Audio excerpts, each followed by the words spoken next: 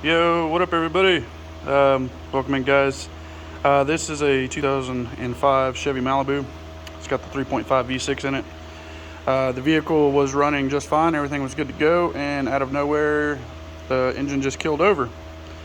And we'd come to the conclusion that there was absolutely no fire coming out of the spark plug wires.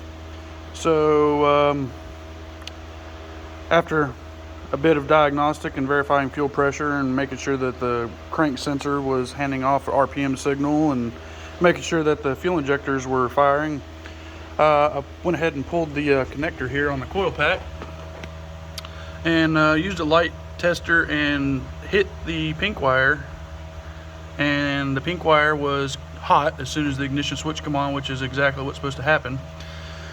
The next wire here, I don't know if you can really see it, it's a chassis ground. It's a solid black wire.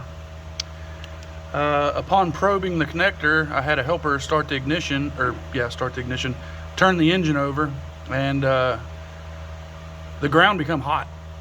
The ground was actually no longer ground, and it was a hot wire, which is a no-no. That is not what's supposed to happen, especially on a chassis ground.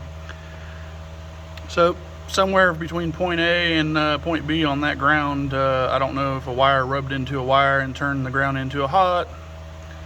Not entirely sure what happened there, but anyway, I went ahead and ran my own ground and just bypassed that one. I started here at this little grounding tab, bar, whatever you want to call it, and ran my blue wire straight up to this guy, the black chassis ground. And sure enough, car fired right up, started, ran, everything was good to go. So yeah, the harness lost its grounding ability, and we more or less bypassed it, put our own ground in place. If you are encountering the same thing and everything checks out, but you are not getting any fire out of the coil pack, you may go ahead and probe the connector. Make sure you're getting key on 12 volts on the pink. And while you're there, go ahead and put that light tester on the ground there. Make sure your light tester is battery ground, and put the other end of it in the connector on the ground circuit there. And if that ground becomes hot, yep, something happened. Go ahead and just make you a new ground, and I'd almost bet she'll fire right up for you guys. But yeah, if you're having an issue with the 3.5 and you don't have an ignition control module, it's all built into the coil pack, give it a go. Give it a go.